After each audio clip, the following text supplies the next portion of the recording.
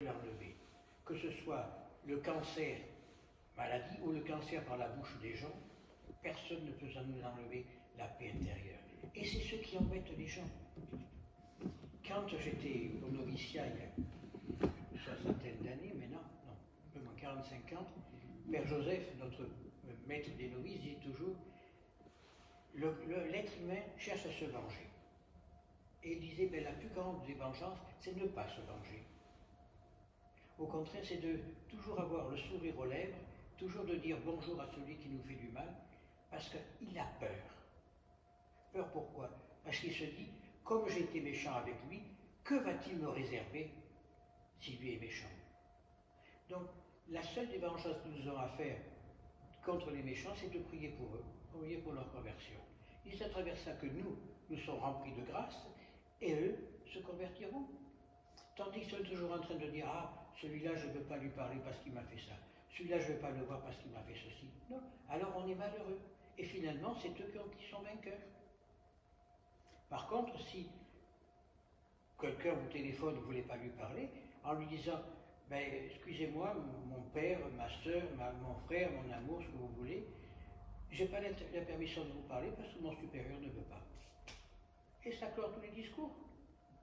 Vous êtes en paix, et lui sera en paix, il ne vous embêtera plus. Mais par contre, si vous le voyez, vous lui dites bonjour avec un gros sourire aux lèvres, c'est la plus belle des vengeances. Parce qu'il va se demander, et bien finalement, eux c'est des saints et moi je suis un beau cochon. C'est tout. Si on est aimant, avec tout ce qu'on fait au Christ, nos manques de foi, nos manques de confiance, tout ce que l'on fait au Christ, si il devait avoir une réticence envers nous, on serait malheureux. On n'aurait pas de quoi manger, on aurait des quantités de choses. Non. Dieu est là, avec nous. Il est parmi nous. Il nous donne tout ce que nous avons besoin, de ce qu'on en a besoin. Pourquoi chercher autre chose? Simplement, la confiance. Seigneur, j'ai confiance en vous. Cette confiance va me donner la force d'aller plus haut. Cette confiance va me donner la force d'aller plus loin. Parce que vous êtes avec moi. C'est tout. Si on n'est pas comme ça, on ne sert à rien. On ne sert qu'à notre propre perte. Alors, la première des choses, c'est d'avoir confiance en soi. Parce que si on n'a pas confiance en soi, on ne peut pas avoir confiance en Dieu. Et alors, on a tout perdu. Alors, commençons à avoir confiance en soi, à dire, oui Seigneur, vous m'appelez à votre service, me voici. C'est déjà un acte de confiance. Et puis, accepter le chemin comme il vient, sans passer à ce qui s'est passé hier. Je reviens au Père Joseph. Père Joseph, il nous dit toujours, avec des signes, le passé, c'est derrière nous. Nous, maintenant, c'est l'avenir. Parce que chez nous, quand on fait ça, c'est des symboles provençaux. Hein? Ben oui, le passé, c'est hier. Qu'est-ce qu'on a besoin de toujours penser à hier? Si on passe à hier, on passe à rien du tout. On ne peut pas avancer.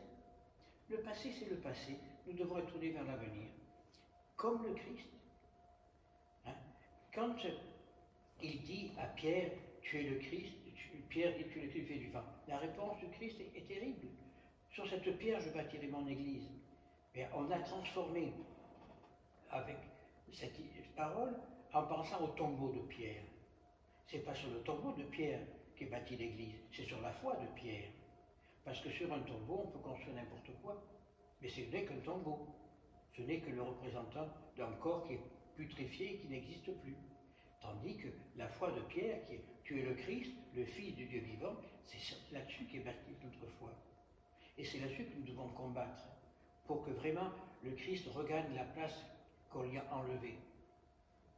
L'Église a tout perdu, à tel point que hier matin, il s'est passé à Amiens une histoire considérable.